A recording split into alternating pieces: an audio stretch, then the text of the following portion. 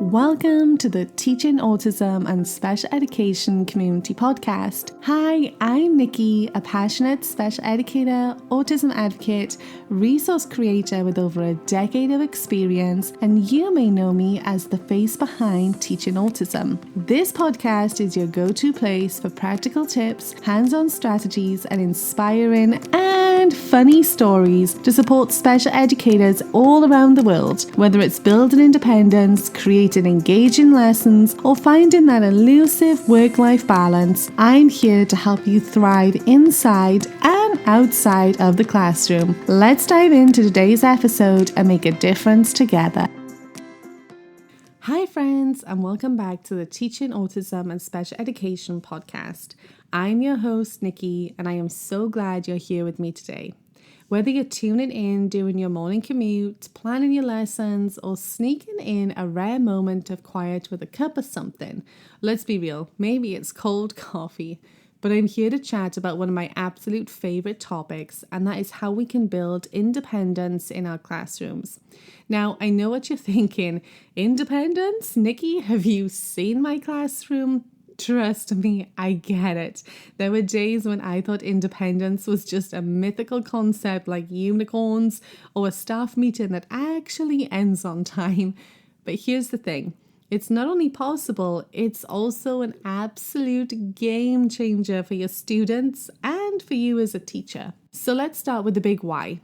Why is building independence so important? For us students, developing self-help and life skills isn't just about doing things on their own. It's about giving them the tools to feel capable, confident, and empowered.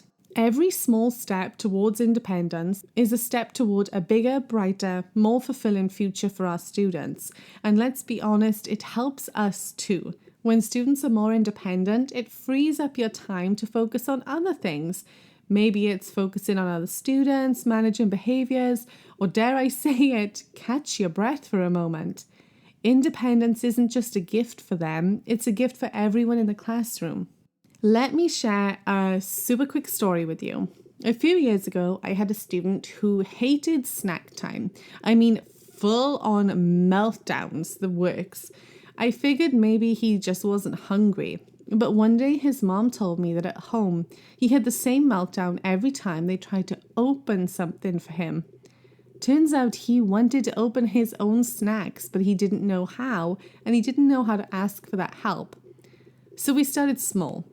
I added in a lot of fine motor skills activities around our classroom, and I added a simple task during the morning.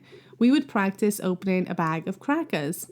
At first, it was a disaster. There were crumbs everywhere, frustration through the roof.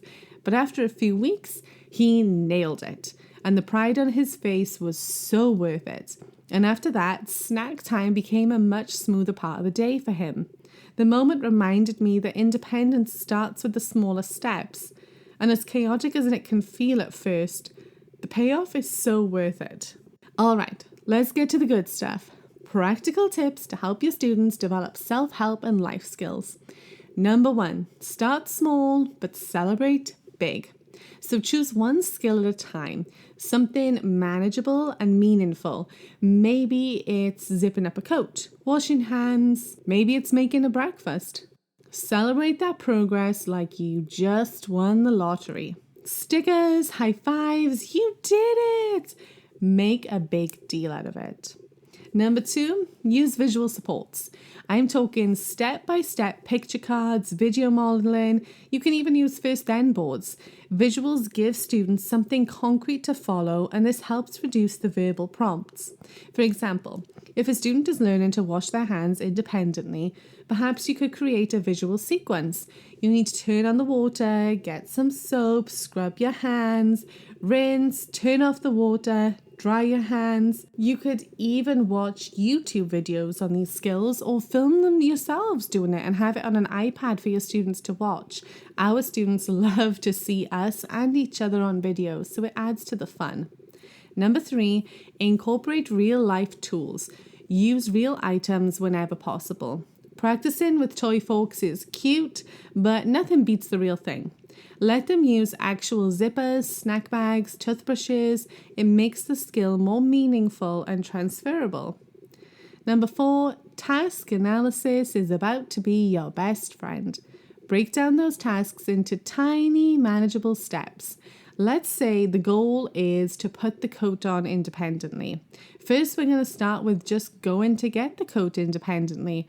Once they've got that down, we're going to move on to, putting one arm in first and then the next arm independently. And we're going to gradually work through that big task in those small, meaningful steps. Number 5, you're going to embed these skills into your daily routines. Instead of setting aside a specific life skills time, which can be very beneficial, however, consider incorporating it through the day as well. So for example, cleaning up after snack time. You're going to be working on those fine motor skills, organizational skills, taking attendance with a visual checklist. You're going to be working on responsibility and focus.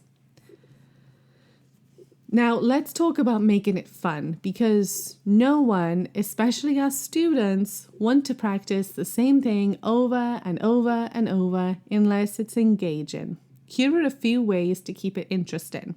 You could turn it into a game, add timers or challenges like how many buttons can you fasten in 1 minute?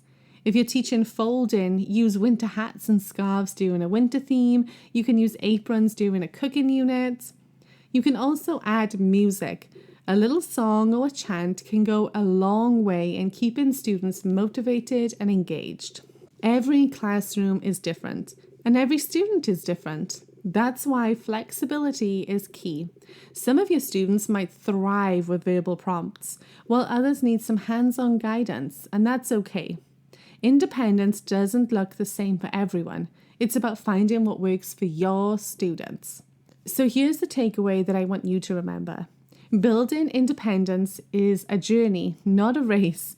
It's about celebrating the small wins, embracing the messy progress, and remembering that every little step counts. Think about it this way. When you teach a student to open a snack, tie a shoe, or follow a visual schedule, you're not just teaching a skill.